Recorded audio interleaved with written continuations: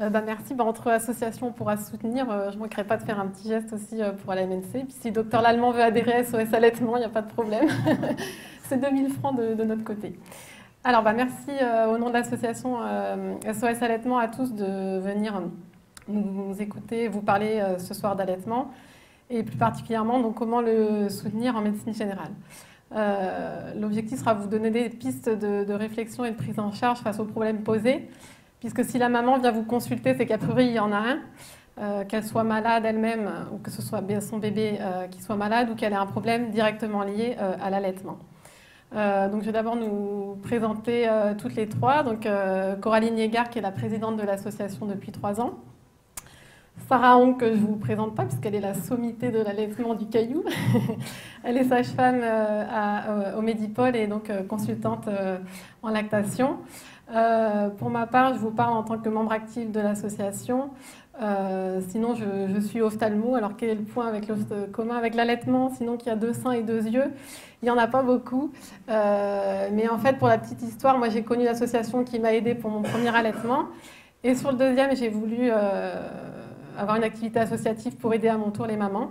Et en fait, j'ai découvert un sujet complètement passionnant parce que l'allaitement, c'est pas que des discussions de mamans sur Doctissimo, c'est de la médecine. Alors, comment est-ce qu'on va vous en parler? Donc déjà, rappeler l'allaitement, un sujet millénaire qui reste actuel. Comment est-ce qu'on pourrait imaginer concevoir un réseau de soutien à l'allaitement avec toutes les personnes qui peuvent intervenir? On parlera aussi des problèmes courants et des réponses qu'on peut vous proposer à apporter à la maman et à son bébé. Et enfin, les conclusions et perspectives calédoniennes. Donc c'est un sujet millénaire, hein, le petit homme est allaité depuis la nuit des temps. Et aujourd'hui, les mamans souhaitent... Attendez, j'ai le truc. Néanmoins, allaiter de plus en plus, malgré tous les progrès et les perfectionnements du lait artificiel. Il y a un contexte de désir de retour à la physiologie globale autour de la grossesse, de l'accouchement, et donc au-delà, autour du maternage. Et donc l'allaitement est très demandé et souhaité par les futures mamans. Hormis ces considérations un peu sociologiques et culturelles actuelles, ça reste aussi un enjeu de santé publique, bien sûr dans les pays en voie de développement, mais aussi en Nouvelle-Calédonie, on en reparlera. Cependant, beaucoup d'idées reçues sont véhiculées autour de l'allaitement, souvent même par l'entourage familial et des conceptions qu'on peut avoir soi-même. Pendant longtemps, on a dit qu'il fallait laisser pleurer les bébés, que ça allait les rendre capricieux. On peut aussi penser que l'allaitement à la demande, ça peut rendre un bébé obèse ou adepte au grignotage. Voilà, il y a plein de choses un peu comme ça qu'il faut dépasser. Et malgré tout, l'allaitement, ça reste un sujet un peu de débat. C'est souvent assez passionnel, le combat sein ou biberon, des considérations un peu féministes, mais on peut se dire... oui, le lait artificiel c'est un progrès, pourquoi ça servir à allaiter son bébé ou au contraire défendre le droit de la maman à allaiter son enfant. Donc l'allaitement c'est naturel, oui, mais ce n'est pas inné, il y a besoin d'un accompagnement et si on veut accompagner ces mamans, il faudra acquérir des connaissances scientifiques justement pour s'affranchir des croyances et de disposer de beaucoup de temps pour écouter cette patiente. Pourquoi c'est un sujet médical? Pourtant, c'est assez délaissé des facultés. Récemment, quand même, dans le nouvel internat, il y a un item qui s'appelle allaitement et complications, mais qui ne traite que de la pathologie et qui doit être un peu délaissé quand même des étudiants. L'activité de consultant en lactation est validée par un diplôme, en France par le DU de lactation humaine et au niveau international par un certificat qui est reconnu, notamment dans les pays anglo-saxons, l'IBLC.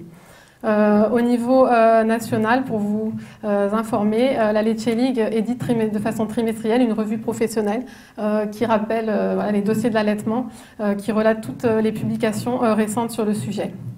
Au total, c'est donc un sujet médical que je trouve pour ma part passionnant, puisqu'on va aborder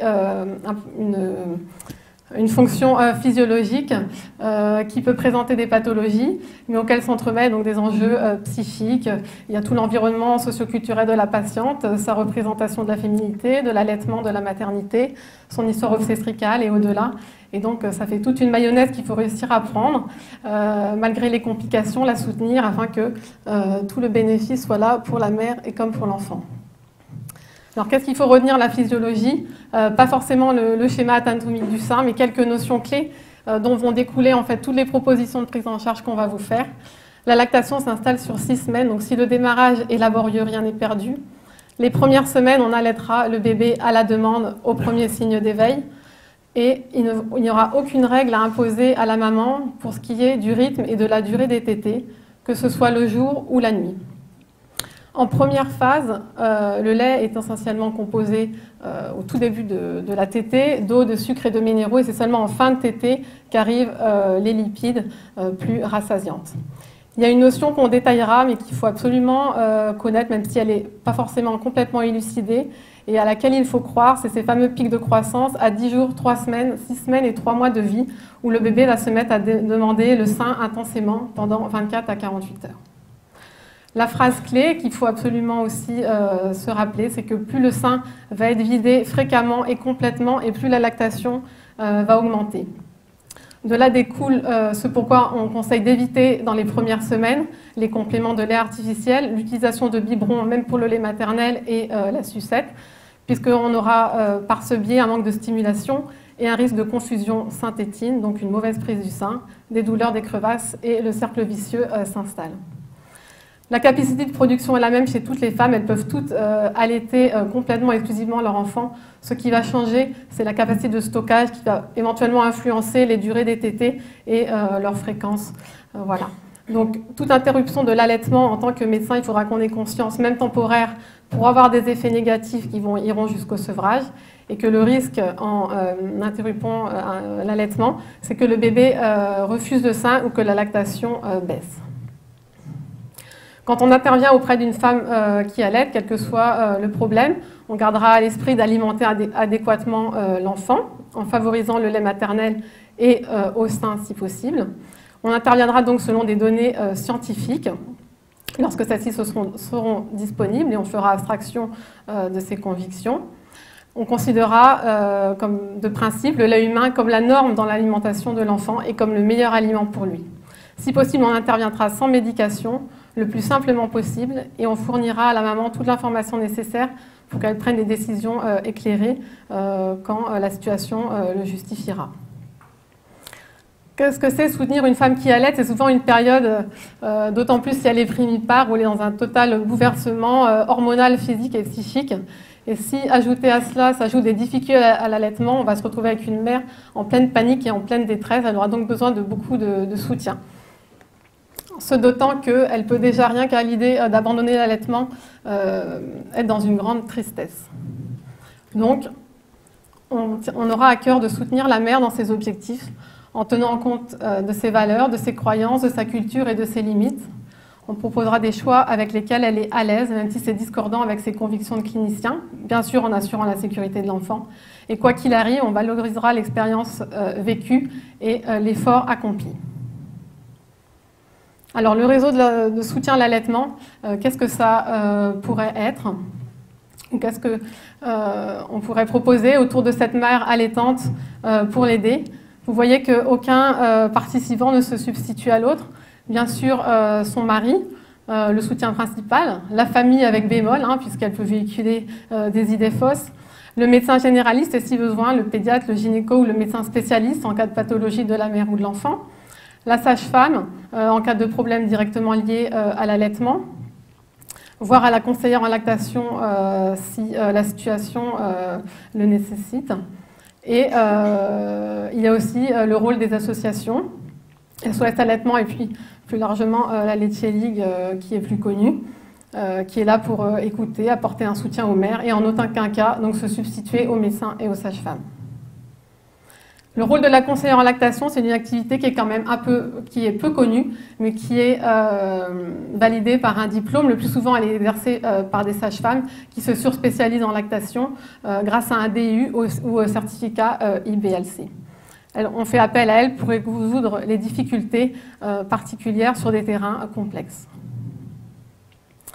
Alors, l'association SOS Allaitement, je vais vous la présenter rapidement avant d'aller plus loin dans le sujet. Elle existe depuis 2007. Elle est composée de mamans bénévoles, mais qui reçoivent une formation par une sage-femme et qui ont des documents de référence, la Bible ici, éditée par la Laitier League. que ce soit, qui nous permettent de répondre aux mamans, donc au téléphone, là le numéro est affiché ici, même le dimanche, donc ça permet des fois de dédramatiser des situations aiguës quand on ne peut pas appeler sa sage-femme. On organise des rencontres le premier samedi matin de chaque mois à la maison de la famille de Rivière-Salée, de 9h à 11h. C'est un moment d'écoute souvent très riche. L'adhésion permet à la maman des réductions au niveau de l'achat ou location de tire-lait. Et le petit fascicule qui est délivré dans les maternités que l'on trouvait jusqu'ici dans le carnet de santé a été réalisé par l'association et c'est le livret d'information de référence. On relaye également la Semaine mondiale de l'allaitement à travers d'expositions et des visites de dispensaires, les PMI.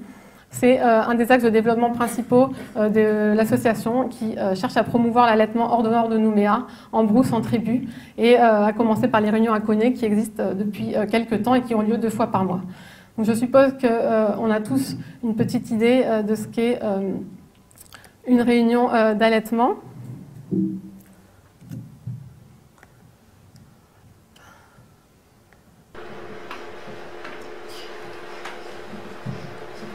On a filmé une, comme vous pouvez vous l'imaginer. Alors, Barbara, mon lait, tu avais fait. Elle est allaitée? Oui, mais en fait, il manque un peu de lait. Donc, je sais pas, peut-être que je devrais compléter avec des biberons. Non, le biberon, elle est mille lait. Non, c'est... attendez.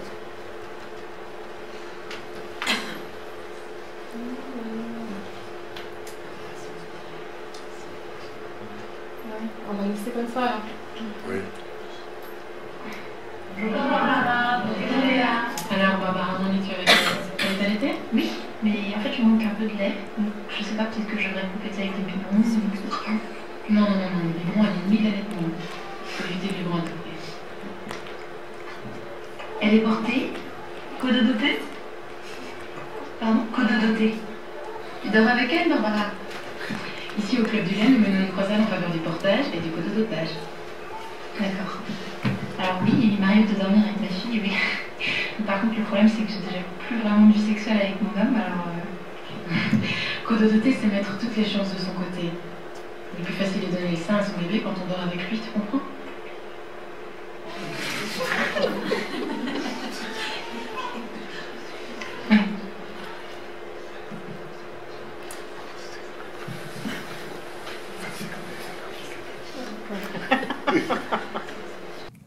Voilà, alors le film là, Un heureux événement se moque un peu des associations de soutien à l'allaitement. La plus connue, dont vous aviez déjà entendu parler, c'est la Laitier League internationale.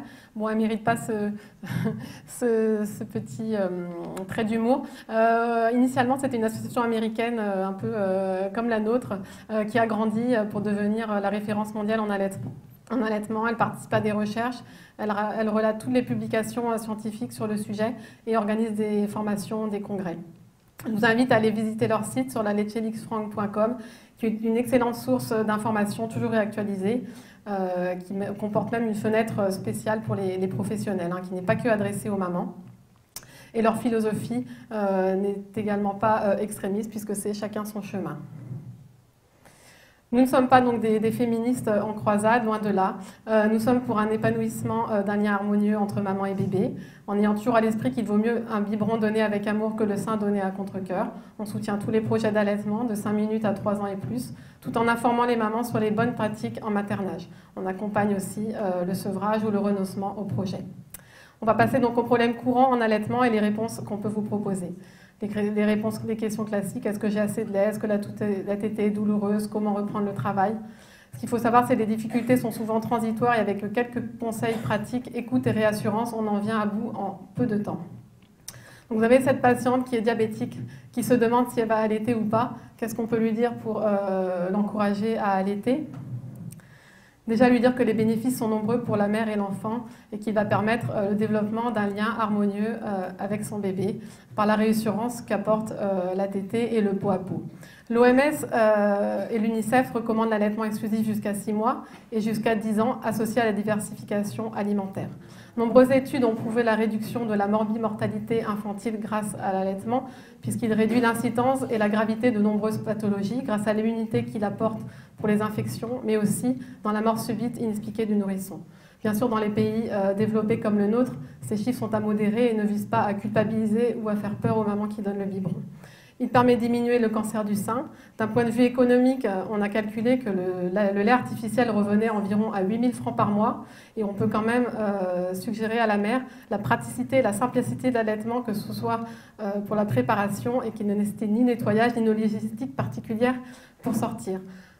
On voit quand même aussi tout l'intérêt pour les populations défavorisées, chez qui le non-allaitement entraîne des pathologies graves du nourrisson, puisqu'on va pouvoir chercher à faire des économies en ne nourrissant pas assez d'enfants, qui pourra présenter un retard de croissance, et les conditions sanitaires ne sont pas toujours là pour bien nettoyer les biberons, et on risque une augmentation des maladies infectieuses. Pas plus loin que Nouméa, ces situations peuvent exister évidemment. Voilà, je n'ai qu'un bonnet A, est-ce que je pourrais quand même produire assez de lait ? La quantité produite n'est pas fonction de la taille des seins. Toutes les femmes peuvent allaiter. Donc il y a seuls quelques rares cas de malformation mammaire, agénésie glandulaire qui empêche la lactation.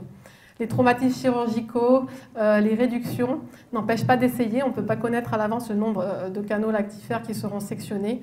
Et on va conseiller à la maman donc, de tenter, si c'est son souhait, l'allaitement. La fonction glandulaire résiduelle n'est pas prévisible. Et on verra la suite en fonction de ce qui est possible d'obtenir comme lactation. Pour les plasties mammaires, si l'implant est placé derrière le muscle pectoral, pas de problème pour allaiter également. Et mon diabète, donc qu'est-ce que je risque en allaitant l'insuline pour le bébé? On a voulu proposer une phrase un petit peu choc, qui est bien sûr à nuancer, mais se rappeler que le diagnostic posé en cas de maladie maternelle, les examens complémentaires, les traitements prescrits n'imposent jamais l'arrêt de l'allaitement. Donc quelques petites diapositives en cas de maladie maternelle. Donc dans nos pays, pour le VIH et sinon pour l'encéphalite japonaise, aucune pathologie maternelle ne contre-indique l'allaitement. En Afrique, le bénéfice est en faveur de l'allaitement pour la séropositivité au VIH. La majorité des maladies maternelles n'ont pas d'effet néfaste chez l'enfant, donc peu de maladies maternelles demandent l'arrêt transitoire ou permanent de l'allaitement. Pour ce qui est des viroses, la grippe, et puis plus particulièrement chez nous pour la dengue, il faut informer la maman que le virus passe dans le lait, donc il y a un risque de contamination par cette voie. La balance bénéfice-risque reste en faveur de l'allaitement.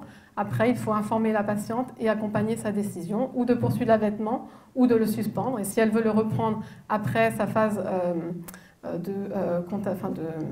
où elle est contagieuse, comment faire pour maintenir la lactation en attendant. Pour les maladies auto-immunes, inflammatoires et autres raretés, ce sont vraiment des cas particuliers pour lesquels il faut se poser et se renseigner avant de contre-indiquer l'allaitement, que ce soit pour la maladie elle-même ou pour les traitements, et avoir des discussions pluridisciplinaires avec le gynécologue et les spécialistes qui s'occupent de cette mère. Il suffit parfois d'un simple ajustement thérapeutique qui peut permettre l'allaitement au moins quelques temps, 1 mois ou 2, c'est déjà ça. Et dans ces maladies chroniques, les réflexions se portent dès la grossesse, si ce n'est en préconceptionnel, évidemment.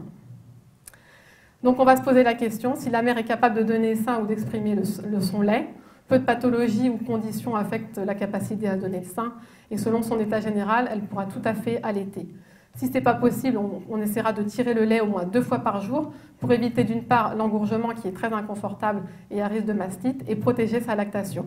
On favorisera la proximité avec l'enfant et toujours savoir que nombreuses femmes préfèrent continuer d'allaiter, donc ne pas s'y opposer à moins de contre-indications médicales. On se posera la question si la production de lait est diminuée. Souvent, c'est la fatigue et plutôt la baisse de stimulation que la maladie elle-même qui diminue la lactation. Et souvent, c'est temporaire et réversible. Le lait va-t-il être dangereux pour le bébé si la maman est malade? En général, non. Lors d'une infection, on sait que sous la phase de contamination précède les symptômes. Donc l'enfant a déjà été exposé aux germes, virus, bactéries et autres. Et les risques de transmission sont plus importants par le contact que par le lait lui-même. Et par son lait, ça, vous le savez bien, la mère apporte les anticorps spécifiques aux germes. Donc, c'est tout dans l'intérêt de le poursuivre, notamment, par exemple, une gastro-entérite. On y reviendra, la mastite et l'abcès n'affectent pas la qualité du lait et ne contre-indiquent pas l'allaitement. L'Aerius, pour mes allergies, est-ce que je pourrais le reprendre? Donc, on va parler des médicaments que prend la mère. La majorité est compatible avec l'allaitement. La plupart passent dans le lait et peuvent donc avoir des effets, mais qui sont souvent minimes chez l'enfant. Pour se rassurer, on sait que seulement 1 à 2% de la dose que reçoit la mère passe dans le lait maternel. Donc les bénéfices de la santé de l'enfant sont dès lors à considérer au regard des risques potentiels de la médication. On se posera la question déjà, avant de prescrire tout traitement à une maman qui allaite, si elle a vraiment besoin de ce médicament, si elle va affecter l'enfant allaité. Si c'est le cas, est-ce qu'on ne peut pas reporter ce traitement? Et est-ce que ce traitement diminuera la production lactée, comme la pilule ou la pseudoéphédrine? Quels sont les risques de sevrage, enfin, si l'allaitement est interrompu, même temporairement, pour un traitement court? Alors, comment se décider? On essaiera de trouver une molécule compatible avec l'allaitement et la mieux connue, c'est-à-dire qui aura suscité le plus d'études des enfants allaités. Presque toutes les classes de médicaments, il faut savoir, comportent des produits étudiés et sécuritaires en matière d'allaitement. À charge à nous de les chercher. Vous connaissez sûrement le CRAD, le Centre de référence des agents tératogènes, qui est complet et très réactualisé à chaque fois sur la compatibilité entre les médicaments et l'allaitement. Également le site de la Leche League. On évitera les nouvelles molécules dont les effets ne sont pas assez connus car non étudiés. On favorisera un traitement de courte durée et, si besoin est, un relais par lit artificiel associé à un tirage pour maintenir la lactation, comme ça peut être nécessaire, par exemple pour un scanner sous-injecté ou une hospitalisation avec anesthésie générale. On expliquera à la maman les signes à surveiller chez l'enfant et tout cela sera discuté avec elle, les risques, les bénéfices, et on tiendra compte de son opinion. Pour les vaccins, pour mémoire, pas de contre-indication. Tout ce qui est huiles essentielles et phytothérapie, bien sûr, on les contre-indiquera en cas d'allaitement. Pour les toxiques, alors ça, on ne s'étendra volontairement pas parce que je pense qu'il faudrait une conférence entière sur le sujet. Pour le tabac et l'alcool, pour information, ils ne contre-indiquent pas la mise en place d'un allaitement en respectant certaines règles. De toute façon, c'est vrai qu'ils ont souvent, des intoxications chroniques, parfois dans des situations précaires, et le bénéfice-risque est toujours, le rapport bénéfice-risque est le plus souvent en faveur de l'allaitement. Localement, pour le cava, on n'a pas d'études ici sur la toxicité ou sur des effets un peu spécifiques de cette drogue, de cette plante sur les bébés. Et en général, pour toutes les drogues, alcool, tabac et les autres, le bébé a souvent été imprégné pendant la grossesse. Et finalement, le sevrage brutal du nouveau-né, si on le nourrit au lait artificiel, pour entraîner un syndrome de manque et un sevrage un peu trop brutal. Alors, en cas de traitement, comment est-ce qu'on peut maintenir une production de lait sans mise au sein? Donc ça, bon, c'est assez technique. Il faut savoir que les tire-laits sont de qualité très variable. Sans aucun conflit d'intérêt, l'association recommande quasi uniquement la marque Medela. En cas d'usage limité, un tire-lait manuel peut suffire, mais en cas d'usage régulier ou prolongé, comme pour la reprise du travail, le tire-lait électrique à expression double, si possible, est plus que nécessaire. Globalement, il faut tirer autant de fois que le bébé boit ou que nécessaire pour survenir à ses besoins. Si l'on veut pallier totalement, s'il n'y a aucune tétée au sein, chez un petit bébé de quelques semaines, 6 à 8 fois par jour avec environ 15 minutes par sein. C'est une technique qui nécessite un apprentissage, ce n'est pas évident, puisqu'il faut reproduire la phase de stimulation avant l'expression du lait. Si la production diminue, il suffit d'augmenter le nombre de séances d'expression. Ça tient de la physiologie. Et pour information, l'allocation n'est pas prise en charge par la CAFAT, sauf en cas de prématurité ou d'hospitalisation de l'enfant depuis de 10 ou 12 jours. Voilà, mon chéri me soutient, il veut le meilleur pour notre bébé. Ma mère m'a donné le biberon et me dit qu'allaiter est difficile et fatigant. Alors, il faut rappeler à la maman que le lait maternel est le meilleur lait, dont les qualités nutritionnelles et immunitaires sont incomparables. Il est toujours de bonne qualité et très bien toléré, quelle que soit l'alimentation de la mère, sauf exception, elle peut manger ce qu'elle veut, même du chou. Il ne faut jamais comparer les quantités de lait maternel qu'on extrait ou qu'on exprime ou qu'on donne à un bébé à celles qu'on donne habituellement de lait artificiel à un bébé du même âge.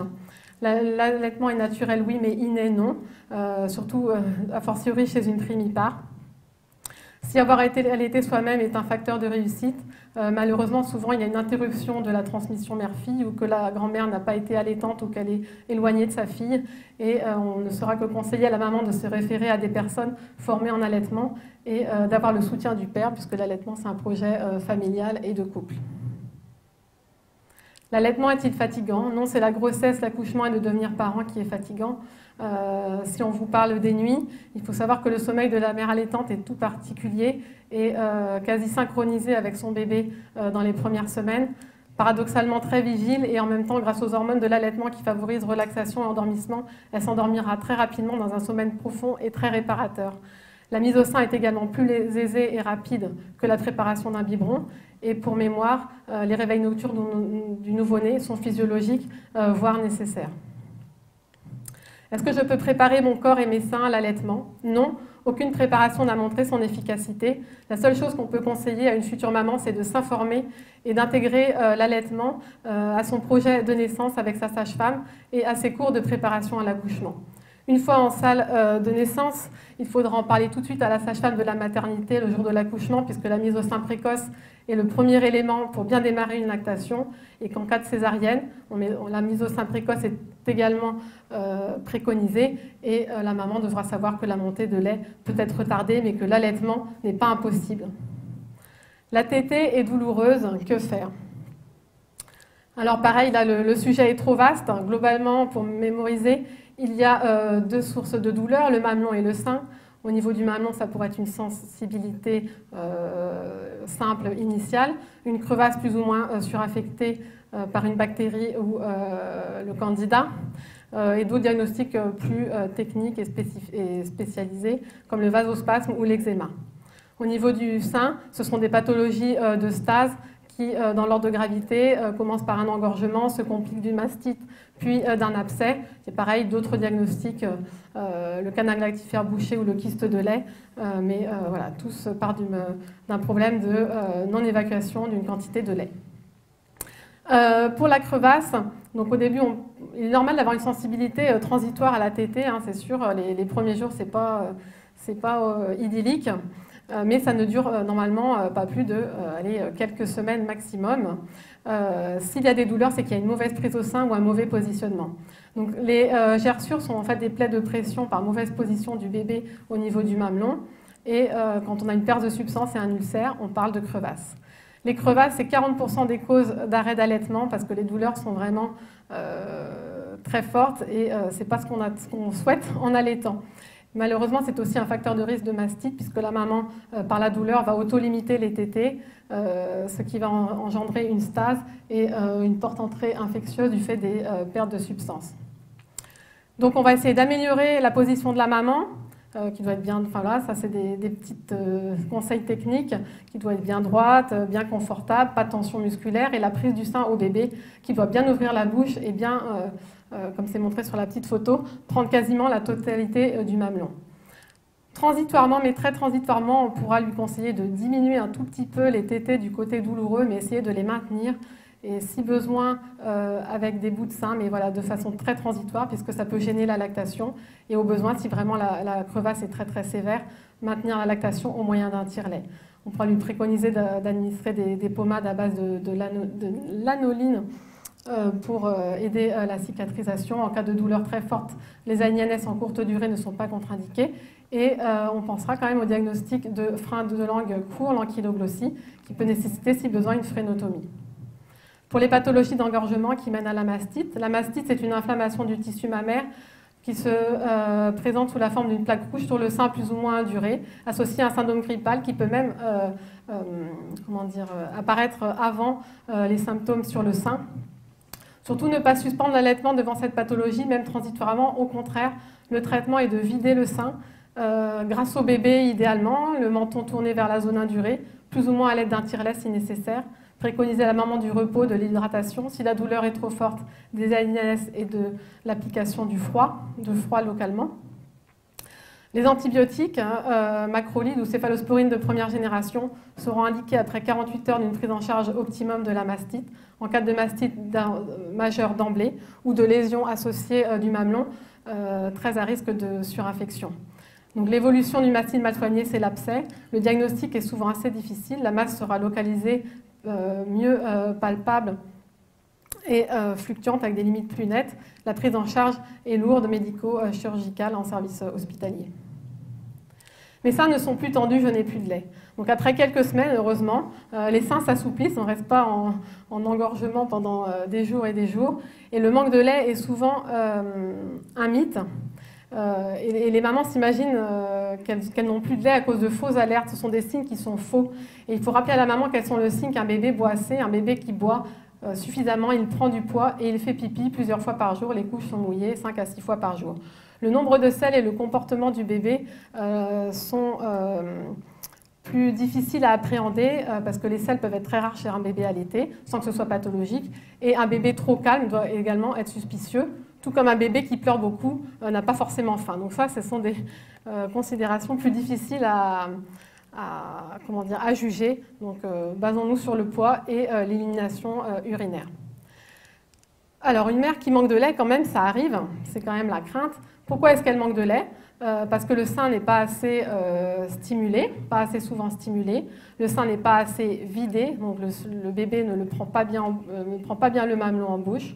La tétée n'est pas efficace à cause d'un frein de l'encours, d'un tonus diminué, par exemple chez un petit prématuré. Si la maman prend des contraceptifs, des médicaments qui diminuent la lactation, si elle souffre d'insuffisance glandulaire, s'il persiste une rétention placentaire qui empêche la montée de lait de se faire, si elle prend de l'alcool ou de la nicotine à haute dose, s'il utilise trop régulièrement des biberons de complément ou la tétine. Comment est-ce que ça se présente ? Ça peut être dès le début ou seulement après quelques semaines d'allaitement. La montée de laiteuse aura été absente ou timide. Une maman, par exemple, qui exprime son lait pour un bébé prématuré verra de manière quantitative qu'elle en tire de moins en moins, avec un bébé qui ne gagnera pas assez de poids et pour lequel il faudra recourir à des compléments. Les diagnostics différentiels, ce sont les coliques avec des pleurs qu'on peut interpréter comme de la faim. Un petit bébé qui grandit doucement, lentement, mais régulièrement et qui est satisfait au sein avec un développement normal ne nécessite pas de complément par lait artificiel. Il y a des contextes un petit peu pareil, spécialisés, comme le réflexe d'éjection fort. En fait, c'est trop de lait qui arrive trop fort dans la bouche du bébé, qui trop petit ne sait pas gérer ce flux de lait. En fait, il y a trop de lait, il pleure. Donc ce n'est pas un manque de lait, au contraire, il y en a trop. Et toutes les causes de bébés maussades au sein, que ce soit un reflux, des douleurs après des forceps, etc. Donc les interventions seront en fonction de l'état général de l'enfant, de la réversibilité de la situation et du désir de la mère plus ou moins profond de maintenir et de relancer cette lactation. Au niveau médical, il n'y a pas grand-chose à proposer, une cure de fenugrec, des tisanes d'allaitement et un peu d'homéopathie. Pour augmenter la lactation, il faut surtout augmenter la stimulation du sein, améliorer sa prise, réaliser des techniques de compression, ne pas hésiter à offrir les deux seins au bébé, augmenter le nombre de tétées par 24 heures, utiliser si besoin le tire-lait en complément et diminuer la tétine. Le bébé, la maman appelle, le bébé pleure et boit toutes les heures le soir. Est-ce qu'il a faim ? Donc on rappelle qu'il n'y a pas de règle à imposer au niveau du rythme et de la durée des tétées. On allaitera à la demande, sauf un gros dormeur qu'il faudra peut-être réveiller pour qu'il boive suffisamment. Les rôles de l'allaitement sont multiples. Il n'y a pas que la nutrition et l'hydratation, il y a aussi le câlin et la succion. C'est parfois ce que recherche le bébé. Et la réaccélération du rythme des tétées le soir est physiologique. Elles sont plus courtes, plus fréquentes. Et en fait, on doit la considérer comme une seule et même tétée. À 3 semaines, alors que tout allait bien, le voilà qu'il tète toutes les heures, je n'en peux plus. La maman est au bout du rouleau, elle est désespérée, elle est fatiguée. Il faut la rassurer. Son bébé est en jour de pointe ou pic de croissance. Classiquement, c'est à 10 jours, 3 semaines, 6 semaines et 3 mois de vie. La physiologie n'est pas totalement élucidée. On pense que c'est un ajustement de la lactation aux besoins du bébé, mais rien n'est sûr. Ce qui est sûr, c'est que le bébé réclame intensément, jour et nuit, pendant 24 heures à 48 heures, parfois toutes les heures.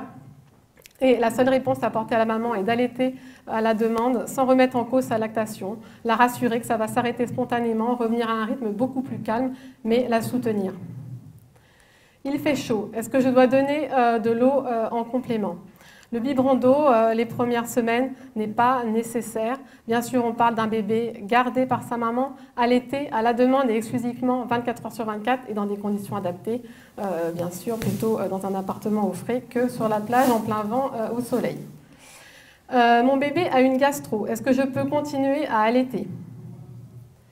Bien sûr, il est très rare que l'enfant soit si faible qu'il ne puisse pas prendre le sein. Il peut présenter une baisse de l'appétit, mais il est en état de tétée, sauf grosse altération d'état général. La congestion nasale aussi peut gêner par la chaîne respiratoire la tétée, ou une dyspnée d'origine respiratoire ou cardiaque peut aussi rendre l'effort de tétée difficile. Il n'y a pas de contre-indication chez l'enfant qui peut être alimenté à recevoir du lait maternel, sauf rares maladies congénitales comme la galactosémie. Pour maintenir la lactation, on réfléchira quelle est la durée de la maladie du bébé.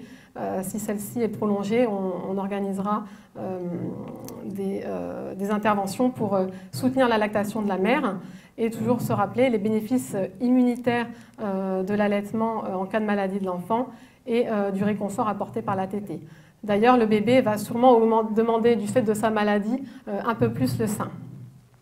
Qu'est-ce qu'on peut suggérer à la maman? D'offrir des tétées plus courtes et plus fréquentes, notamment en cas de gastro-entérite. Si l'enfant est trop fatigué, essayez quelques tétées par jour pour l'apport immunitaire et pour maintenir la lactation. Et s'il ne peut pas téter au sein, on exprimera le lait maternel au tire-lait qu'on essaiera de lui donner au biberon. On favorisera la proximité mère-enfant toujours. Donc, les maladies maternelles, on en vient au dernier point, ça y est, c'est bon, je vais y arriver dans les temps. Donc, la crainte de tous les médecins pour un bébé allaité, on ne sait pas combien est-ce qu'il prend, est-ce qu'il va grossir assez, et que faire s'il ne grossit pas, justement. Donc, toujours se baser, il faut avoir en tête que les courbes de croissance qu'on a dans les carnets de santé sont faits à partir de bébés nourris au biberon. Donc, il ne faut pas hésiter à se procurer les courbes faites par l'OMS, qui, elles, sont celles d'un bébé nourri au sein. La carence d'apport, évidemment, est la cause la plus fréquente d'un gain pondéral lent. Cela peut être dû à une succion non efficace, une production lactée insuffisante, des tétées insuffisantes en nombre et en durée, ou un petit mélange de tout ça. Quelle que soit la cause, il faudra alimenter adéquatement l'enfant, favoriser le lait maternel le plus possible et nourrir l'enfant au sein lorsque ce sera possible. Quels sont les signes d'un gain pondéral lent? Chez un bébé de moins de 3 semaines, ce sera une perte de poids initiale de 10% et plus par rapport au poids de naissance ou encore continue après le 5e jour. La présence de sel méconial au 5e jour est une urgence. Ça peut être un signe de déshydratation grave ou de pathologie, maladie de Hirschsprung. La non-reprise du poids de naissance à 3 semaines de vie. Un bébé trop somnolent pendant la tétée qui ne s'éveille pas pour boire doit également alerter, ainsi que des éliminations peu fréquentes et peu abondantes. Chez un bébé de plus de 3 semaines, ce sera une absence de gain de poids sur plus d'une semaine et un écart par rapport à sa courbe de croissance, toujours en se basant sur les courbes OMS. Pareil, les éliminations peu fréquentes et un bébé agité au sein. Quels sont les diagnostics différentiels? Faire bien attention quand on mesure un petit bébé et qu'on évalue sa croissance à 100 grammes près, de ne pas faire d'erreur de balance et de ne pas utiliser des balances différentes à chaque pesée ou un bébé habillé ou pas sur 2 mesures successives. Je rappelle à nouveau, la croissance lente mais régulière chez un petit bébé satisfait au sein avec un développement normal n'est pas lié à une carence en apport. Ou bien sûr, si l'enfant présente un problème de santé, il peut évidemment perdre du poids. Donc, pour prendre en charge ce gain pondéral insuffisant, on va évaluer tous les paramètres de la tétée, fréquence, durée et efficacité. On essaiera donc d'augmenter l'apport de lait maternel au sein en améliorant la prise du sein, le nombre de tétées, si besoin, l'utilisation d'un tire-lait et de limiter la sucette. Si besoin seulement, on recourra à des suppléments de lait artificiel si la lactation n'est pas suffisante ou que l'état de santé du bébé est inquiétant. Si possible, on utilisera le lait maternel exprimé s'il est disponible. Et toujours penser à donner le biberon après la tétée, puisque si on veut maintenir la lactation, il faut que le bébé tète avant de recevoir son complément calorique dans le biberon. Et on donnera à la maman des mesures pour augmenter sa production lactée. En l'absence de pathologie, c'est cet ajout calorique qui sera la seule action nécessaire et un suivi pondéral du bébé rapproché. Il n'est pas recommandé dans ce cas d'espacer les tétées dans l'espoir que le bébé boira mieux s'il a plus faim, de supplémenter sans stimuler adéquatement la production lactée et de cesser abruptement les suppléments en l'absence de production lactée suffisante et de son redémarrage. Donc on va terminer sur les conclusions et perspectives calédoniennes de l'allaitement. Je rappelle les signes d'efficacité chez le nouveau-né qui dit que les voyants sont en vert, une petite perte de poids inférieure à 7%, une courbe en hausse des J3 avec un gain pondéral de 200 grammes par semaine, un poids de naissance rattrapé à J10, des selles fréquentes de couleur jaune, des couches mouillées au moins 5 à 6 par jour et des signes de succion efficace, une bonne prise du sein, un rythme de succion ample et la perception que l'on voit et que l'on entend de sa déglutition et un bébé dynamique qui se réveille 6 à 8 fois par jour pour téter. Pour la maman, elle aura perçu sa montée de lait, les premières tétées auront généré des contractions utérines, l'allaitement entraînera un écoulement de lait de l'autre sein, lui procurera de la détente. Elle sera autonome pour proposer le sein à l'éveil, au signe d'éveil de son enfant, disposera d'appui et de soutien pour gérer sa fatigue et la nouveauté de sa maternité toute récente. Elle ne ressentira pas de douleur ni de lésion à l'allaitement et sa tension ressentie dans les seins sera améliorée par la tétée. On fera plus attention à un bébé qui prend peu de tétées par jour, qui a un petit poids de naissance, qui est né prématuré ou à qui on a donné des compléments d'emblée. Que ce soit par besoin ou involontairement, on va dire. Si la mère a des antécédents d'échec d'allaitement, s'il a une hypoplasie ou eu une chirurgie mammaire, si elle est obèse ou présente une pathologie hormonale, si elle n'a pas perçu sa montée de lait et si elle est primipare.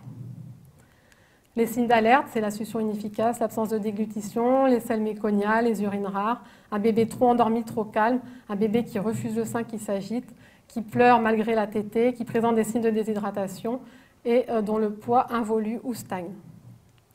Chez la maman, des seins et des aréoles tendus en fin de tétée, le sein ne s'est pas vidé, elle présente des engorgements à répétition, des crevasses, elle supporte mal la tétée, elle en contrôle la fréquence et la durée, elle est énervée en fin de tétée, stressée, elle introduit des compléments et parle d'arrêter l'allaitement. Alors, comment est-ce qu'on peut orienter vers un soutien en allaitement cette maman? Bon, bien sûr, faire sa sage-femme qui l'a suivie pendant sa grossesse et voir une consultante en lactation. Nous, au niveau de l'association, on peut gérer aussi des petites complications simples comme un engorgement, le début d'une mastite sans gravité, la prise en charge d'une crevasse non surinfectée. On peut aider la maman aussi à soutenir face à un pic de croissance, à la fatigue liée à sa nouvelle maternité, lui donner des conseils pour augmenter sa production lactée, des conseils sur l'expression du tire-lait, l'achat ou la location d'un tire-lait et la technique d'utilisation, lui montrer comment mieux se positionner pour donner le sein et aider son bébé à bien prendre le mamelon dans sa bouche. Les axes de développement en Nouvelle-Calédonie sur l'allaitement, donc c'est un enjeu de santé publique. Il faut encourager et accompagner l'allaitement dans les milieux défavorisés pour les raisons qu'on a évoquées avant. Il faut savoir que sur le territoire, il y a seulement 2 consultantes en lactation diplômées en activité, donc Sarah et une autre consultante récemment installée sur Koné. À Nouméa, il n'y a aucune activité à part entière dédiée à la consultation en lactation. Or, il y a des besoins, que ce soit en externe, dans les PMI, dans les maternités publiques et privées et en néonatologie. Et voilà, donc tout est à faire pour développer localement le réseau de soutien à l'allaitement. En conclusion, donc, j'espère que vous aurez pris conscience de l'importance du rôle du médecin dans le soutien à l'allaitement, donc en cas de problème qui adviennent pour le bébé, la maman ou son allaitement, et que toutes les informations sont disponibles via le CRAD, la Leche League ou des guides pratiques à destination des médecins, afin de ne pas suspendre l'allaitement. Ne pas hésiter à faire appel à l'association qui peut prodiguer des conseils et une écoute pratique aux mamans dans le besoin et à faire appel aux sages-femmes, aux conseillers en lactation pour les situations difficiles. Voilà, donc pour ce topo, je me suis assez largement inspirée de ce guide pratique édité au Québec, guide pratique en allaitement pour les médecins, dont toutes les fiches techniques sont basées sur une bibliographie internationale complète. Je le dispose là sur ma clé, il est en téléchargement gratuit en ce moment sur le site de la Leche League. Voilà, et puis pour conclure, on va revoir un peu ce qu'on souhaite à toutes les mamans qui allaitent, et l'allaitement, ça peut être ça aussi. En fait, je me rends compte que l'allaitement procure une telle satisfaction, un plaisir de donner si intense, si fusionnel, que c'est un accomplissement sensuel, émotionnel, orgasmique. Oui.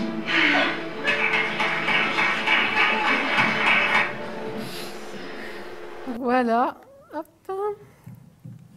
Voilà, donc l'association SOS Allaitement vous remercie de votre écoute et de votre présence. Et on remercie aussi donc Sophie Neuville du laboratoire Gallière en l'écrivant tout petit pour sa participation à ce topo. Et je laisse le mot de la fin à la présidente de l'association, Coraline Liégard.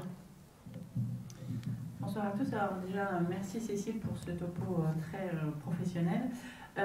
Nous ici, notre présence est très importante pour que vous compreniez qu'au sein de l'association, tout le monde a sa part à jouer.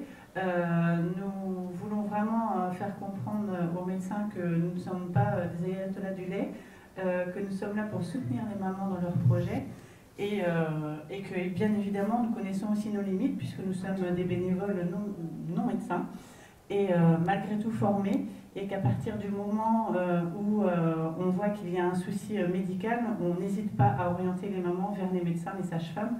Donc on connaît aussi nos limites médicales et c'est très important que vous en soyez conscients pour que l'échange puisse se faire de nous vers vous et de vous vers nous. Voilà, donc n'hésitez pas en tout cas à nous envoyer les mamans qui peuvent avoir des difficultés plus d'ordre sociologique ou psychologique par rapport à l'allaitement, qui ne nécessitent pas forcément une médication. Voilà, donc en tout cas merci d'être venus aussi nombreux et puis j'espère qu'on pourra travailler tous ensemble de manière intelligente, c'est ça le plus important. Merci beaucoup.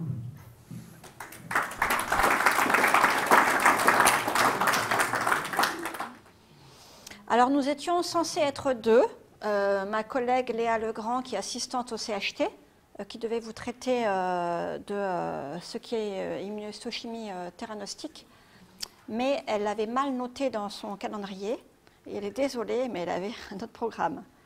Donc il n'y aura qu'un sujet en anapath. Moyennant quoi, vous aurez le droit d'aller prendre une petite collation plus tôt. Voilà. J'appuie où pour faire suivre ? Ok, ok. Donc je vais vous parler avec mes yeux à moi, mes yeux qui habituellement ont un microscope, et comme je dis toujours, qui ont l'habitude de changer de focale. Donc l'anapath, vous ne les voyez pas, hein, c'est comme les prothésistes dentaires, ce sont vos dentistes qui frayent directement avec les prothésistes, et vous avez simplement une jolie couronne et vous ne vous posez pas de questions. Donc l'anapath, c'est comme ça travaille à la coulisse. Donc, je vais vous parler des frottis du col utérin parce que dans notre domaine, en anapath, on est à une période de mutation qui est colossale et une période de mutation qui est tellement importante que j'ai amené mes deux SIOU avec moi, donc deux cytotechniciens. Ce sont des gens qui sont très calmes et qui passent leur journée à screener des tas de cellules comme ça dans tous les sens pour pouvoir trouver laquelle a une vilaine bobine. Donc, les frottis du col utérin, en 2017, sont, comment je dirais, à un tournant important. Et je voudrais vous expliquer qu'en Calédonie, on a une très belle machine et qu'il faudrait mettre un petit peu d'huile pour la faire fonctionner. Voilà. Donc, il y a des rouages, c'est-à-dire que chacun dans son métier a un fonctionnement. Un médecin a son patient, une sage-femme, un gynéco. Enfin, il y a beaucoup de segments dans la médecine. L'anapath aussi d'un côté, et que pour fabriquer quelque chose de correct, il faudrait aussi mettre de l'humain là-dedans, et je vais vous expliquer mon point de vue là-dessus. Donc, un petit scoop, le plan cancer 2004, le plan cancer, c'est quelque chose qui a été instauré par M. Jacques Chirac, il y a fort longtemps, donc avec un budget spécifique pour le développement de tout ce qui est efficient au niveau du cancer. Donc ce plan cancer tranche 4, géré par l'Institut national du cancer, dit qu'il faut organiser le dépistage du col utérin. C'est un vœu qui sera fait d'ici 2019 en métropole. Or, ici, je pense que vous le savez, cette machine, on l'a depuis longtemps. Et c'est une sacrée machine. Et je vais vous montrer donc ce qu'il y a de très bien et ce qu'on peut faire pour l'améliorer. Parce que bien que la campagne de dépistage soit quelque chose de mis en place depuis longtemps, on a donc annuellement un nombre de frottis qui est le nombre de frottis optimal par rapport à la population de femmes. Simplement, ça n'est pas forcément des frottis faits aux bonnes personnes, c'est-à-dire que certaines en ont trop et d'autres n'en ont pas. Et donc, bien qu'on ait un appareil splendide, on s'aperçoit que le cancer du col, qui est ici en 13e position des cancers féminins, est en fait en valeur absolue bien plus important que ce que l'on a en métropole, où il représente la 7e ou 8e position en nombre de cancers féminins, alors qu'il n'y a pas de dépistage organisé. Donc les chiffres, on leur fait dire ce que l'on veut, bien sûr. Donc ici, bien que notre position dans le cancer ne soit pas dramatique, en nombre absolu, on a bien plus de cancers du col, alors que pourtant, on a un appareil installé de dépistage. Voilà, donc de quoi est fait notre système? Ben voilà, donc on a des prescripteurs préleveurs, donc j'ai mis ça comme ça parce que ça peut être des généralistes, des sages-femmes, on a des gynécos, des patientes, l'agence sanitaire et sociale, la NAPAT dans son coin. Voilà. Et habituellement, on a un travail qui circule entre les patientes et leurs prescripteurs, leurs préleveurs, la gynéco, ça part dans tous les sens. Bon, évidemment, ça passe aussi par la NAPAT. Mais ce que l'on voudrait, c'est que tout ça circule. Parce qu'il y a un intérêt colossal que je vais vous démontrer à ce que ça circule. Et je vais vous démontrer, enfin vous montrer mon angle sur ce que je pense qui serait optimal. Donc, à quoi sert un frottis de dépistage? Un frottis de dépistage sert à traquer une maladie qui est d'abord occulte. Et quand elle est occulte, enfin au tout départ, elle est contagieuse. Donc, elle est contagieuse par ces cellules qu'on appelle des coïlocytes. Donc, voilà. Ça, c'est une cellule qui n'a pas de trou. Et ici, il y a un trou dans son cytoplasme. Là aussi, là, il y a un noyau. Ici, il y en a deux. Bon, celle-là n'est pas en bonne santé non plus. Elle a deux noyaux. Mais donc, d'abord, la maladie, elle est infectieuse, infectante, contagieuse. Voilà. C'est un stade de départ. Et ensuite, on a une autre maladie. Au secours, voilà. Donc, à la phase suivante, ou bien l'organisme de la personne se débrouille avec le virus, comme la plupart du temps, que vous ayez la grippe ou autre chose, votre organisme est fait pour s'en débarrasser. Donc, en quelques mois, les chiffres exacts, je ne les ai pas parce que ce n'est pas mon domaine, mais une femme se débarrasse de son virus plutôt facilement. Mais pour certaines, ce n'est pas le cas. Et dans ce cas-là, on passe à un autre type de maladie qui n'est plus contagieux, mais qui est dit transformant. C'est-à-dire que le virus, qui n'est quand même pas toujours détruit, s'intègre dans le génome de la cellule et va commander une fabrication, comment je dirais, anarchique. Et donc vous passez d'un épithélium normal, qui est fait de petites cellules basales, qui sont celles qui commencent la prolifération cellulaire. Donc ces cellules prolifèrent et vont fabriquer au fur et à mesure une lésion qui est dite précancéreuse, voilà, et qui devient après un cancer qui va infiltrer. Donc là, on est à un stade différent de la maladie. Et j'ai oublié de vous dire quelque chose d'important, c'est que au stade précédent, où la maladie est dite infectante, elle pourra passer à cette maladie transformante, aidée par des cofacteurs dont le plus important est le tabac. Voilà. Donc la NAPAT, qu'est-ce qu'il fait? Ben voilà, il regarde toutes ces cellules méthodiquement et il les décrit. Et actuellement, le rôle de la NAPAT est en cours de changement parce que ce métier qui fonctionne en boucle fermée, on n'a pas la possibilité de vous passer ces images, contrairement à un radiologue qui va faire circuler ses planches, ses radios, ces petits CD de scanner ou d'IRM. Nous, on n'a pas ce partage avec vous, les cliniciens. Et on est donc obligé de passer par autre chose, voilà, qui s'appelle un compte-rendu. Et donc, vous lisez des mots qui, pour la plupart d'entre vous, ne correspondent à rien. Voilà, je ne vais pas vous faire une interrogation écrite, mais quand vous voyez ça, je sais ce que ça vous fait. Ça ne vous fait pas des choses agréables. Voilà. Donc, Qu'est-ce que vous en comprenez? Là, si je vous dis, voilà, qu'est-ce que c'est une métaplasie? Une métaplasie, c'est la croissance d'un épithélium qui mime celui d'à côté, qui est souvent plus costaud. Donc, par exemple, sur le col. Pourquoi il y a une métaplasie malpighienne? Eh bien, parce que l'épithélium endocervical qui est endommagé va construire quelque chose de plus costaud pour pouvoir être plus résistant à une agression. Donc, des métaplasies, des modifications de certains tissus, on en voit partout pour devenir plus costaud face à des agressions. Bon, donc, voilà, toutes ces questions, eh ben, c'est ce qu'on m'a déjà posé. Et ces questions qui m'ont été posées par des médecins. Donc voilà, on a un métier qui fonctionne en chinois ou en hébreu pour tout le monde. Et la NAPAT en a conscience. Donc la NAPAT est un métier qui est en voie de mouvement et qui comprend qu'il est une charnière dans l'articulation des métiers.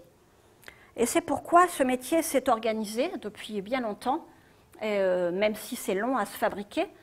Et par exemple, donc c'est dans les années 90 que tout a commencé à bouger, des petits anapathes malins, probablement des petits geeks de l'époque, ont fait un petit groupe pour déjà coder toutes les lésions.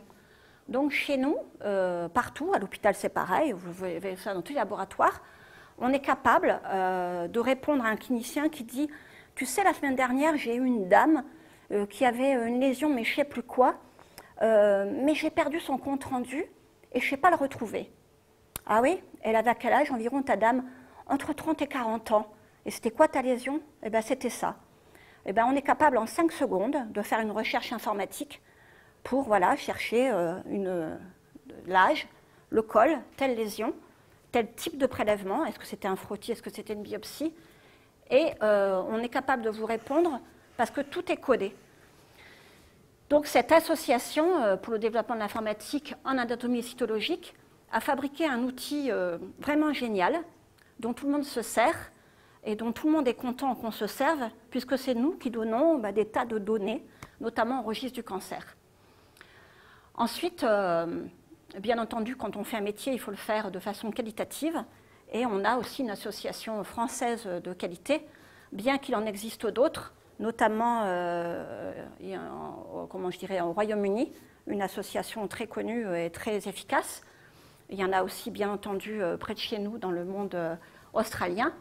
Bon, nous, on est adhérents à l'association française, simplement parce qu'on parle plus vite en français, surtout moi, qu'en anglais. Et puis, d'autres se sont réunis, l'INCA USA, qui s'appelle NCI, pour réfléchir aussi et fabriquer, puisqu'on est à l'interface de beaucoup de choses, un système de codification qui permette de comprendre des lésions pour pouvoir les classer selon l'intérêt diagnostique et thérapeutique qu'il y aura derrière. Et le système le plus important qui en est né, travaille à partir des années 90, c'est le système Bethesda. Tout le monde a entendu parler de cette ville ou de ce système. Donc c'est par rapport à de la cytologie, qu'elle soit faite n'importe où, sur la thyroïde, sur des ganglions même, enfin sur la cytovaginale, va s'arranger pour faire des catégories et qu'au lieu de donner un compte-rendu qui représente du chinois ou de l'hébreu pour tout le monde, on ait donc une catégorie qui permette de savoir ce que l'on en fait.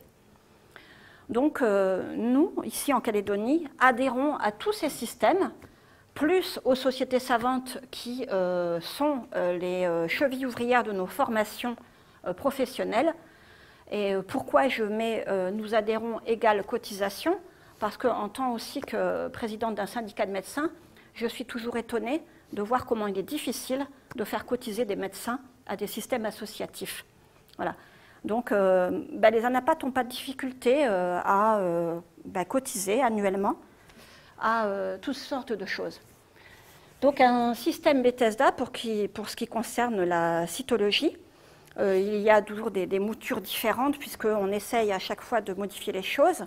Donc du système de 2001, on est passé au système de 2014 que je vais vous expliquer pour que vous en voyez et compreniez ce qui va changer pour nous d'abord et pour vous ensuite.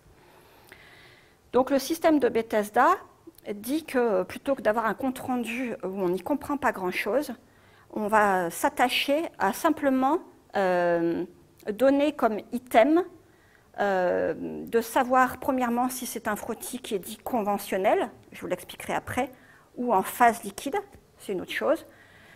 De savoir s'il est satisfaisant. Si c'est satisfaisant, c'est qu'il a concerné la zone de jonction, c'est-à-dire l'affrontement entre deux épithéliums, l'épithélium du col exocervical qui est fait comme l'épithélium de ce que vous avez là, sauf les petits squames en moins, ou de ce que vous avez à l'intérieur de la bouche, où là vous n'avez pas d'épidermisation. Donc c'est l'affrontement de cet épithélium à l'épithélium glandulaire qui lui est monocouche, fragile, et cette zone de jonction étant la soudure entre un gros jean et de la soie, et une zone fragile sur laquelle se précipite le virus, puisqu'il pourra entrer plus facilement dans les cellules dans une zone aussi fragile. Donc un frottis qui est satisfaisant pour une évaluation doit comporter cette zone de jonction, dite aussi zone de transition. Et cet échantillon est aussi satisfaisant si, évidemment, il n'est pas trop muqueux, pas trop, comment je dirais, hémorragique et suffisamment fixé. On verra ça plus tard, item par item. Et enfin, le dernier item qui apparaîtra sur les comptes rendus, selon la classification Bethesda, c'est simplement de savoir à quelle catégorie appartient votre frottis pour savoir derrière ce qu'il faut en faire, ce que je vais vous expliquer. Donc, deux types de cytologie, où elle est conventionnelle, c'est ce que vous avez le plus souvent, où elle est dite en cytologie liquide. Donc, une cytologie conventionnelle, c'est ce que vous avez l'habitude de faire, je pense.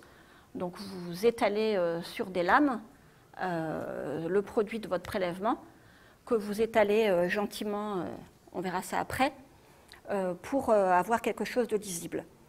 Et comme le prélèvement peut être difficile, ou bien parce qu'on n'est pas talentueux manuellement, ou bien parce que les conditions du prélèvement sont difficiles, le fait de recourir à une cytologie liquide vous permet simplement de trempatouiller votre brossette ou votre spatule dans le liquide, et ensuite ce sera un technicien qui derrière complétera le prélèvement.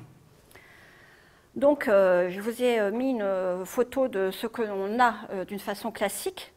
Voilà, un étalement qui occupe bien la lame, ou bien un étalement qui est un spot de cytologie en phase liquide.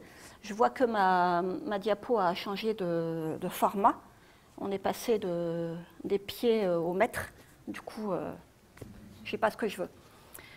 Donc, quels sont les avantages des uns et des autres? Donc, ça, l'avantage, c'est que c'est économe. Ça coûte vraiment pas grand-chose en technique. C'est pas polluant. On récupère les boîtes. Vous n'avez pas de problème de transport. C'est facile à faire. Il n'y a pas de temps de technique. C'est une machine qui colore. Par contre, il y a donc messieurs qui regardent ça sans bouger pour pouvoir screener méthodiquement toutes les cellules de bout en bout des lames. Et quelquefois, vous avez des petites cellules qui sont embêtantes, qui se cachent dans les petits coins.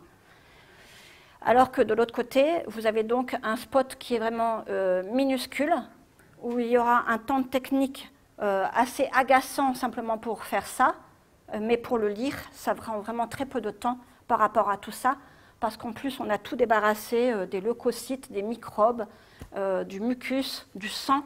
Vous n'avez que des cellules à l'état pur. Par contre, c'est le souci, c'est le surcoût, parce que c'est un milieu de culture, qu'il faut le faire venir, qu'entre-temps on a les douanes, que c'est polluant, que le liquide de culture en lui-même, on ne le met pas dans l'évier comme ça, il faut que ça passe par des filières de retraitement, ce qui de toute façon, les filières de retraitement nous concernent, tous nos effluents partent dans des systèmes de décontamination. Mais l'intérêt, bien sûr, de la cytologie liquide, c'est que dessus, vous pouvez faire du typage HPV, vous pouvez faire de l'immunohistochimie, vous pouvez y revenir parce que vous avez de la réserve. On y reviendra.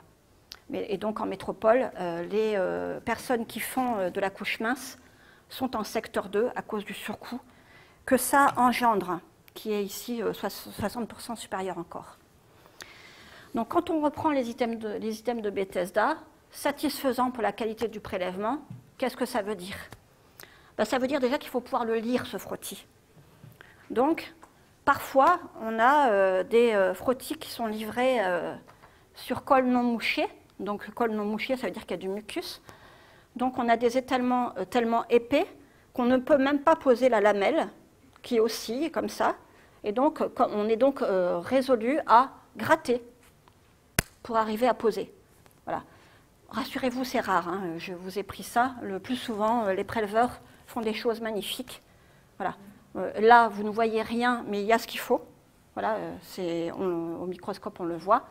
Voilà, donc déjà, un beau frottis, c'est mince. Voilà, donc vous devez moucher votre colle. Vous arrangez pour faire un étalement qui soit uniforme, c'est-à-dire vous n'appuyez pas ni sur le col pour le prélever, sinon vous avez du sang, ni sur votre lame. Vous êtes délicat, je dis toujours qu'il faut penser comme si vous faisiez un prélèvement de cornet. Vous vous étalez rapidement, c'est-à-dire après chaque étalement. Si vous avez prélevé d'abord l'exocole puis l'endocole, si vous le faites en 2 gestes, vous devez, lorsque vous faites votre étalement d'exocole, fixer de suite, étalement d'endocole fixé ensuite. Il y a des gens très malins qui savent garder dans la main, je l'ai vu faire, la spatule d'air de l'exocole, la petite brossette de l'endocole, et qui, d'une façon très habile, pose l'un puis l'autre et laque en même temps. Magnifique. La médecine est un art. Et l'avantage de la cytologie liquide, c'est que toutes ces étapes-là sont inutiles, puisque de toute façon, ce sera quasiment parfait. Donc, ça, je vous ai expliqué, je l'ai lu avant. Donc, pour un frottis mince, déposé par un geste linéaire, on ne tortille pas dans tous les sens, pour nous, c'est compliqué à comprendre. Sur un col mouché sans appuyer, centré sur la zone de jonction, bien sûr, un frottis, ça ne se fait pas à l'aveugle. Chaque étalement fixé de suite. Voilà, donc Bethesda vous donne 2 grandes catégories de frottis. Ou bien vous avez, et c'est vert, ça veut dire circuler bonne pour le service, un frottis sans lésion, un frottis normal. Il n'y a rien, tout est normal, tout en haut. Ou bien vous avez des petites choses, mais qui sont bénignes. Vous avez des parasites, un trichomonas, une mycose, une vaginose, vous avez une inflammation, une dystrophie de grossesse, tout ça, ce n'est pas du virus. Donc on ne s'en inquiète pas. Bien sûr que vous aurez des choses à faire, peut-être, dans certains cas. Ça, c'est pas moi qui vais vous indiquer les conduites à tenir, puisqu'elles sont aussi dépendantes des pratiques ou des demandes des patientes. Donc je pense, enfin en tout cas je vous suggère, de mettre une petite étoile à actinomycète, parce que j'aurai probablement des questions à la fin, ou je souhaite. Voilà, donc là, on est dans la zone verte. On a fait un frottis, ça montre des choses, éventuellement, à savoir qu'en phase liquide, vous ne verrez rien de tout ça. Vous ne verrez pas ça, vous ne verrez pas ça, vous ne verrez pas ça. Et ça, bon, vous les verrez quand même. Ça, vous le verrez aussi. Mais ça, vous ne le verrez pas. Ça a disparu, c'est nettoyé. Donc Bethesda vous dit que ça, au niveau du dépistage, le frottis, il est normal. Normal avec des petites choses, voilà, mais il est normal. Et là, on est dans le rouge. Donc vous avez des lésions. Donc vous avez des lésions ou bien sur le versant malpigien, exocervical, ou bien sur le versant glandulaire. Et dans les lésions, ou bien on en est sûr, ou c'est des atypies dont on n'est pas sûr. Donc dans les 2 sens, les atypies de nature indéterminée, on ne sait pas où on est, ça peut être côté malpigien, côté glandulaire. Et ensuite, si vous vous souvenez du petit schéma où vous aviez la prolifération au fur et à mesure des cellules basales, vous avez ou bien une lésion de bas grade qui ne concerne que le tiers bas de votre muqueuse malpighienne, ou bien une lésion de haut grade, c'est-à-dire une lésion qui est déjà très transformée et qui est pas très loin de nous faire un vilain cancer. Donc ça, c'est ça qu'on cherche, et ça, c'est un frottis pathologique. Et il ne faut pas dire aux femmes qu'il y a un frottis pathologique parce qu'il y a une mycose. Bon, il y a un petit détail de fonctionnement, mais ce n'est pas ça qu'on traque. On n'est pas là pour la bactério ou la mycologie. Voilà. Donc, l'anapathe qui est en cours de changement, AFACAP, Bethesda, nous demande de changer de façon de faire les comptes rendus en ne faisant plus de corps de texte où on cherche à passer comme message ce que l'on a vu au microscope, puisqu'on ne peut pas vous passer les lames comme les radiologues vous passent les radios. Donc on a toujours l'habitude de vouloir décrire ce que l'on voit, hein, un petit peu comme quand on va au musée et on explique ce qu'il y a sur nos tableaux. Donc voilà, il va falloir qu'on se limite. Et ce côté-là, on nous dit, tout le monde s'en fout, zappez. Donc on va restreindre et vous donner, comme prévu, il n'y aura plus que 19 types de comptes rendus au lieu d'une somme presque incommensurable de phrases qui se succèdent. Et l'avantage de cette réduction, c'est que nous réduisons aussi, nous, le nombre d'enregistrements informatiques sous lequel c'est répertorié, ce qui fait que tous les laboratoires codant toujours de la même façon, on va être capable de faire des data, vous savez bien ce que c'est les data en informatique, qui vont fournir des informations, donc, notamment à l'agence sanitaire, pour pouvoir mieux ranger les frottis dans des catégories bien plus limitées. Et donc, avec cette façon de faire un compte-rendu en concluant sur simplement la pathologie qu'il y a, on est censé ajouter le nom du lien Internet du site e-cancer de l'INCa pour la conduite à tenir. C'est-à-dire qu'on ne donnera plus de conduite à tenir. Chaque médecin sera censé connaître ou chercher avec son lien Internet pour comprendre ce qu'il doit faire. Mais on va vous aider. Donc, un frottis sera libellé avec un administratif inchangé, mais le titre que l'on mettait toujours, frottis de dépistage gynécologique, mais non, on n'est pas dans du dépistage quand on fait un frottis tous les 6 mois. Donc, ou bien ce sera un frottis de dépistage, ou ce sera un frottis de contrôle. Et on peut se poser la question d'ailleurs de est-ce qu'on ne pourrait pas, et c'est une petite astérix pour la fin, nommer autrement un frottis qui n'appartient pas à une routine de dépistage. Et est-ce qu'il y a lieu aussi que la collectivité prenne en charge un frottis qui n'est pas cadré dans une méthodologie habituelle de suivi? On en reparlera. Renseignement clinique, ça ne change pas. Le technique, nombre de lames. Qualité du prélèvement, satisfaisant ou non. Description, il y aura simplement est-ce qu'il y a ma zone de jonction pour savoir si c'est bien éventuellement les petits micro-organismes. Et la conclusion, une des 19 catégories dont on parlera un petit peu. Voilà. Donc on nous demande de recourir à la cytologie liquide. Pourquoi ? Parce qu'on s'est rendu compte que, notamment dans les premiers frottis d'un dépistage, le fait de ne pas savoir nommer les atypies que l'on voyait induisait un surcoût collectif par notre incapacité à dire ce que je vois, ces atypies, est-ce qu'elles sont vraiment virales ou est-ce qu'elles ne le sont pas, parce que ce n'est pas si simple, les images. Cette chose-là se réduit bien mieux quand on fait un typage HPV. Donc, toutes les femmes qui ont en premier frottis un ascus, donc atypie cytologique du côté malpigien, toutes les femmes de moins de 45 ans qui ont un frottis initial avec des atypies glandulaires dont nous, on ne sait pas dire ce que c'est, doivent bénéficier d'un test HPV parce que on s'est aperçu que si ce test était négatif, il n'y avait pas lieu de la suivre avant 3 ans. Donc, ce qui veut dire qu'au lieu de faire le frottis 1 de départ, le frottis 2 à 1 an et normalement ensuite c'est un suivi tous les 3 ans, ces femmes-là, qui ont leur premier frottis avec des atypies, n'auront un frottis suivant que 3 ans après, ce qui fait une économie collective pour la collectivité considérable.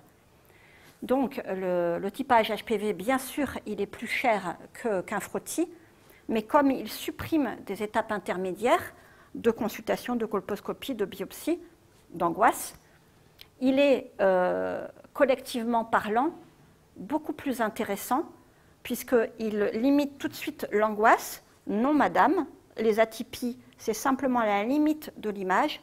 Vous n'avez rien, et vous n'avez rien qui nous permet de dire que votre prochain frottis, ce sera dans 3 ans. Donc, dans tous les cas, un test HPV négatif dans ce type de frottis fait reporter la périodicité du frottis à 3 ans. Mais s'il est positif, c'est directement la colposcopie chez votre gynéco. Voilà. Donc actuellement, cette technique n'est pas faite chez nous, parce qu'on ne l'a pas mise en branle. On le fera plus tard. Mais c'est disponible via le CERBA dans tous les laboratoires de biologie. Et c'est remboursé par la CAFAT. Ça coûte 7 000 et quelques francs. C'est donc de la phase liquide. Vous devrez faire un frottis dans un flacon spécial dont vous devrez vous munir auprès de votre biologiste habituel. Et donc ce sera fait par des organismes qui savent ce qu'ils font.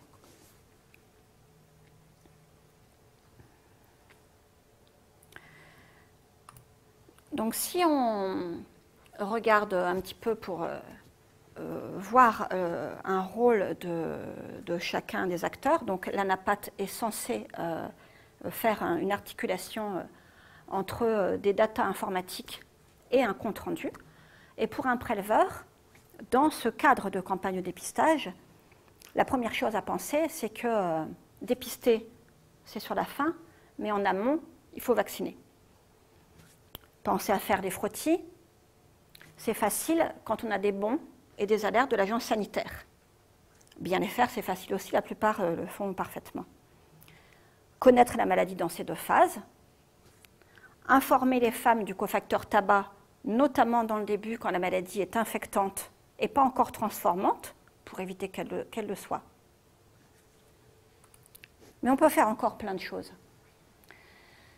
Donc, ce plan cancer nous modifie la prise en charge des frottis. Une périodicité normale, donc on l'a un petit peu dit, c'est un frottis tous les 3 ans, après avoir eu 2 frottis normaux séparés d'1 an. Ce est valable pour toutes les femmes à partir de 17 ans en Nouvelle-Calédonie jusqu'à 65 ans, même vaccinées. Donc, comme je vous l'ai dit, pour répéter ça, les frottis où on est incapable, nous, au départ, de nommer les anomalies qu'on voit, nécessitent un typage HPV. Et sinon, tout autre frottis qui soit pathologique, donc avec le cadre rouge, nécessite une prise en charge gynécologique.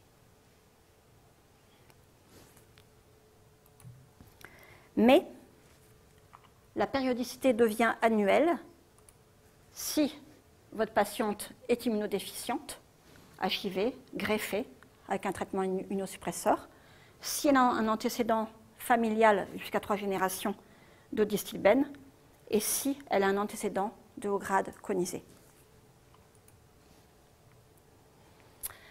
Et c'est là-dessus que j'aimerais orienter ensuite la discussion. Tout le monde a d'autres rôles encore, notamment cliniciens, parce que l'agence sanitaire tâche d'avoir un listing exhaustif, ça n'est pas facile, et nous avons collectivement besoin d'aide pour penser à vérifier que les dames sont bien inscrites dans les listings de l'agence sanitaire. Et mon propos, il est beaucoup là, c'est d'inclure aussi les femmes dans cette boucle, parce qu'il faut les responsabiliser. Le médecin fait un beau frottis, il n'a pas de tâche de faire un bon diagnostic, le gynéco une belle colposcopie, mais les femmes, il faut aussi qu'elles aient aussi un rôle là-dedans, elles ne peuvent pas être que passives. Et dans ma proposition, je pense, moi, que toute femme devrait recevoir son compte-rendu de frottis. C'est mon avis et je l'explique. Beaucoup de gynécos, beaucoup de chirurgiens ne souhaitent pas que les comptes rendus arrivent directement chez les patients parce que ce que l'on dit, c'est du chinois et que ça nécessite d'être expliqué. C'est très juste. Cependant, je pense que c'est le rôle de chaque citoyen ou personne d'avoir soi-même son dossier médical. Et si on savait inciter aussi les femmes à conserver certains documents avec elles, je parle des femmes parce qu'on est là, mais on peut commencer par là, on aurait moins peut-être le problème de n'avoir pas d'informations quand la femme change de médecin, où il faut que le médecin se rééquipe dans la connaissance de sa patiente, et que la femme serait peut-être à même de savoir dire, vous savez docteur, là ça fait au moins 2 ans que je n'ai pas eu de frottis, là je regarde dans mes papiers, peut-être j'ai déménagé, l'agent sanitaire n'a pas fait son job, enfin ne m'a pas retrouvé. Donc je pense, moi, enfin j'aimerais bien qu'on puisse discuter de l'intérêt de donner à chaque femme son compte-rendu, aussi chinois qu'il puisse paraître, parce que le dossier appartient au patient. Et donc de discuter de cette aide que pourrait être la NAPAT pour modifier cette façon d'informer les gens et de s'approprier la connaissance de toute cette maladie. Et pourquoi je dis ça aussi? Parce que j'ai beaucoup de stagiaires lycée, collège, qui circulent au laboratoire. La première chose qu'on leur fait faire, c'est de la macroscopie. Et je pose toujours cette question, est-ce que tu sais ce que c'est que le sida? Oui, madame, le sida, la protection, ils savent aussi le traitement, ils savent ce que c'est que des antirétroviraux, ils savent ce que c'est qu'une trithérapie. Et quand je dis, est-ce que tu sais ce que c'est qu'un condylome? Personne ne sait. Pourtant, je pense qu'il y a bien plus de pathologies létales par le cancer du col ici en Calédonie que par le sida.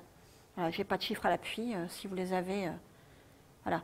Donc je pense qu'on a un outil fabuleux qui est ce dépistage organisé. Il faut qu'on fasse les frottis aux bonnes personnes, qu'on soit économe, qu'on soit dans une chronologie mesurée, avec une méthodologie efficace, mais on devrait mieux informer, et c'est pour ça que moi je milite pour le fait de pouvoir donner le compte-rendu aux patientes pour qu'elles s'approprient la connaissance de la pathologie et que le condylome ne reste pas cette chose complètement obscure qui détruit encore à l'heure actuelle la vie de jeunes personnes trop souvent, alors qu'on a tellement d'outils pour s'en débarrasser. Voilà. Donc, pour ça aussi, je voudrais remercier 2 personnes parce que, pourquoi j'ai présenté ça? Parce qu'à une réunion de RCP de gynéco, donc avec des gynécologues, cancérologues, radiologues, anapathes, Rémi Tedfort a piqué un coup de gueule mémorable. Il avait eu, dans les 2 semaines précédentes, puisque nos RCP gynéco, c'est tous les 14 jours, 2 patientes, G5P5, G6P5, donc des dames qui avaient accouché, qui avaient été dans la filière de soins, et qui avaient des cancers du col, et qui n'avaient jamais eu de frottis. Voilà, jamais. Voilà. Donc, c'est insupportable. Nous, au bout où on est, il y a des choses difficiles, des diagnostics difficiles, des prélèvements difficiles, mais quand on a la patiente dans la filière, c'est dommage de ne pas lui faire les gestes normaux de prévention, parce qu'on n'y pense pas, mais je comprends, on est tous à fabriquer des segments. Aujourd'hui, on est là pour ça. Demain, on est là pour ça. Et on fait des tâches comme ça, et finalement, on fait donc des systèmes de rouage qui tournent sur eux-mêmes mais qui ne s'engraine pas avec le rouage d'à côté. Donc, ce phénomène qu'on appelle en aéronautique de tunnelisation, voilà, on était, comment je dirais, accaparé par le fait de pouvoir atterrir avec un réacteur en feu, et on oublie de regarder la jauge, et on se crache misérablement. Et bien, ça existe dans tous les métiers, ça existe en aéronautique, ça existe en médecine, et mon propos est de montrer qu'il y a des articulations qui ne se font pas encore assez bien, qu'il y a une nécessité de comprendre où elles sont et de mettre de l'huile pour que ça fonctionne. Et pour plus d'informations, le site icancer.fr, parce que la deuxième personne que je remercie, c'est Françoise Quinault, qui m'a donné un retour incroyable de situations cliniques difficiles et dans lequel on voit qu'on a encore du travail à faire collectivement.